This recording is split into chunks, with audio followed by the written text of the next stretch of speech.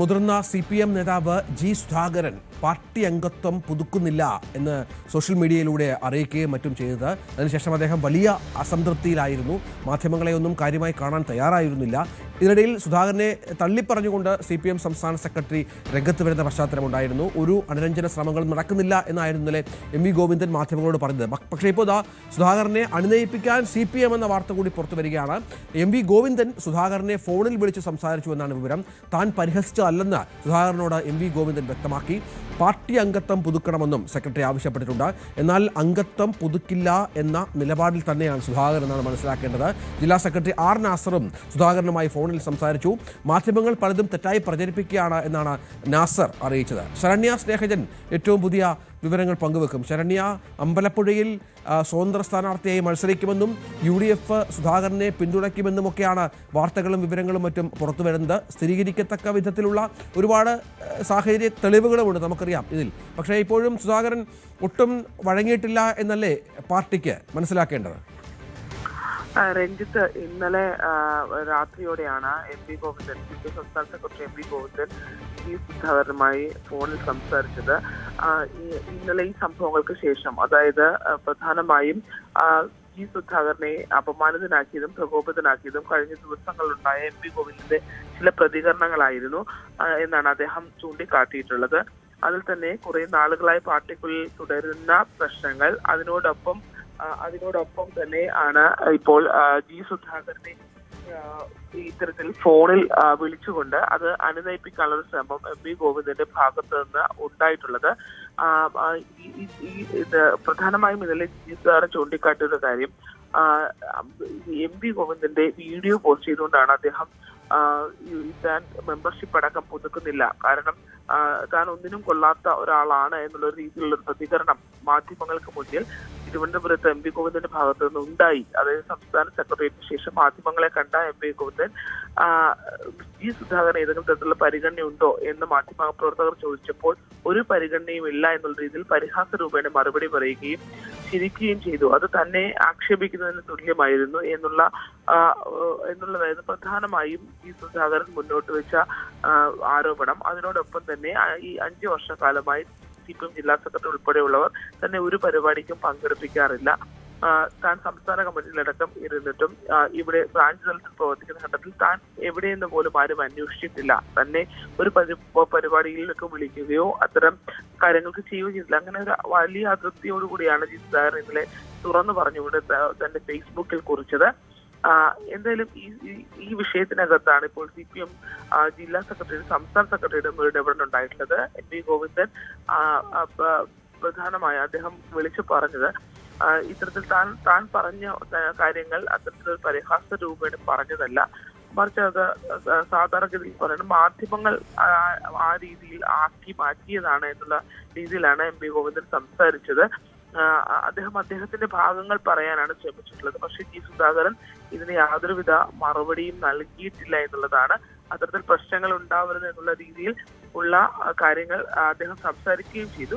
പക്ഷേ ഇതിനൊരു മറുപടി പറയാനായി ജി സുധാകരൻ കൂട്ടാക്കിയിട്ടില്ല എന്നുള്ളതാണ്. എപ്പോഴും ആ ഒരു അതൃപ്തി അദ്ദേഹത്തിന് തുടരുന്നുണ്ട് എന്നുള്ളതാണ്.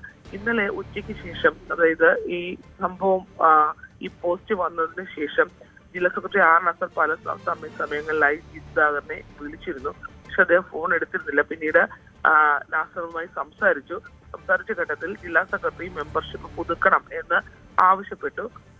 പക്ഷേ അത് താൻ ചെയ്യുന്നില്ല എന്നുള്ള മറുപടിയാണ് ജി സുധാകരന്റെ ഭാഗത്തു നിന്ന് ഉണ്ടായിട്ടുള്ളത്.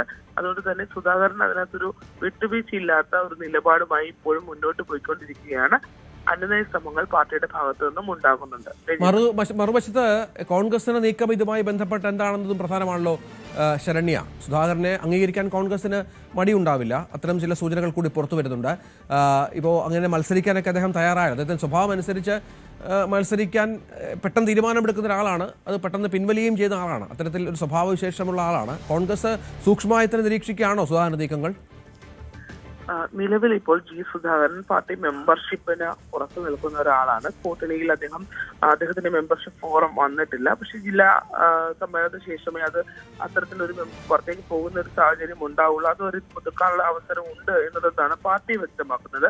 പക്ഷേ ജി സുധാകരനെ സംബന്ധിച്ചിടത്തോളം കഴിഞ്ഞ കുറേ നാളുകളായി ആലപ്പുഴയിൽ ഉണ്ടായിട്ടുള്ള അതിർത്തി, പ്രത്യേകിച്ച് അമ്പലപ്പുഴ കേന്ദ്രീകരിച്ച് അദ്ദേഹത്തിന് നേരെ ഉണ്ടായിട്ടുള്ള സൈബർ ആക്രമണങ്ങൾ, ആ ആക്രമണങ്ങളുടെ പശ്ചാത്തലത്തിലും ഒറ്റപ്പെടലിന്റെ പശ്ചാത്തലത്തിലും സുധാകർ പലതവണ അതിർത്തി പ്രകടിപ്പിക്കുകയും കാര്യങ്ങൾ ചൂണ്ടിക്കാട്ടുകയും ചെയ്തിട്ടും അതിനെതിരെ ഒരു നടപടി സ്വീകരിക്കാൻ ജില്ലാ നേതൃത്വം തയ്യാറായിട്ടില്ല, സംസ്ഥാന നേതൃത്വങ്ങൾ തയ്യാറായിട്ടില്ല. അപ്പോ ഈ ഒരു വിഷയത്തിനകത്ത് കഴിഞ്ഞ 5 വർഷക്കാലമായി ജി സുധാകരൻ അതൃപ്തനാണ് എന്നുള്ളത് യാഥാർത്ഥ്യമാണ്. മാത്രമല്ല അദ്ദേഹം ഇത്തവണ തെരഞ്ഞെടുപ്പിൽ മത്സരിക്കാൻ താല്പര്യമുണ്ട്. 2 ടേം വ്യവസ്ഥയിൽ മാറ്റപ്പെട്ടവരാണ് ജി സുധാകരനും തോമസ് ഐസക്കും ഒക്കെ. അപ്പൊ ഇത്തവണ മത്സരിക്കും, പാർട്ടി പറഞ്ഞാൽ മത്സരിക്കുമെന്ന് ജി സുധാകരൻ നേരത്തെ തന്നെ വ്യക്തമാക്കിയിട്ടായിരുന്നു. എം എ ബേബി അടക്കമുള്ള നേതാക്കന്മാരുടെ ഈ കാര്യങ്ങൾ പങ്കുവെക്കുകയും ചെയ്തിട്ടുണ്ടായിരുന്നു.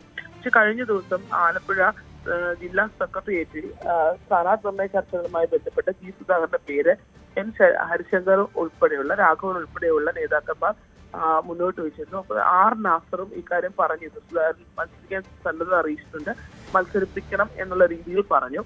പക്ഷേ അപ്പോഴും ഇതൊരു ക്ലോസ്ഡ് ചാപ്റ്റർ ആണ് എന്ന് പറഞ്ഞുകൊണ്ട് സംസാരം ഉടൻ തന്നെ അവസാനിപ്പിക്കാനുള്ള നീക്കമാണ് സംസ്ഥാന സെക്രട്ടറിയുടെ ഭാഗത്തുനിന്ന് ഉണ്ടായത് എന്നുള്ളതാണ്.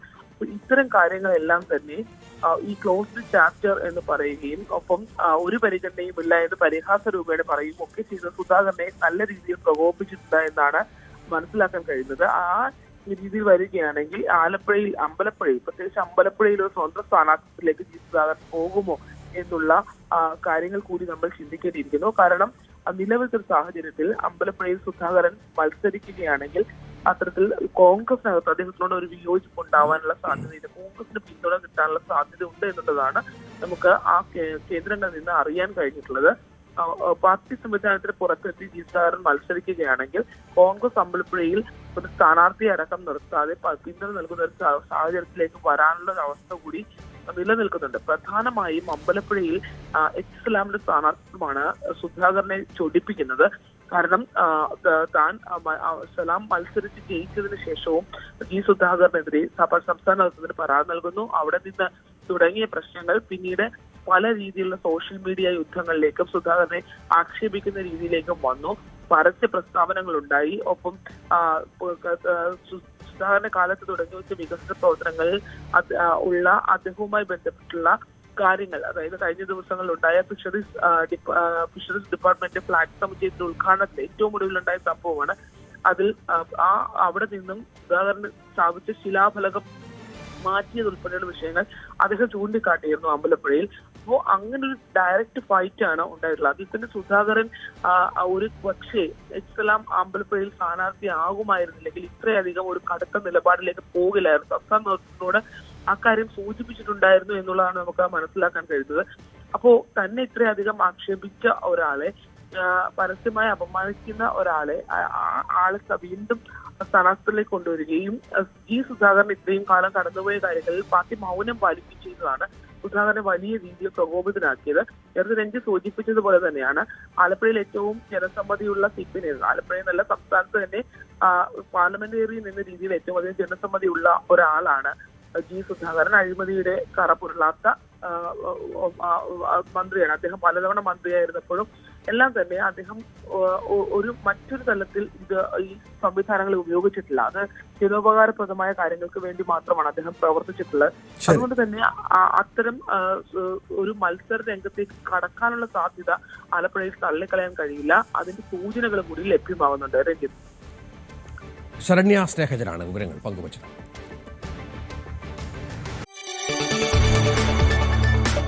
കൂടുതൽ വാർത്തകൾക്ക് news 18 Keralam YouTube channel subscribe ചെയ്യുക.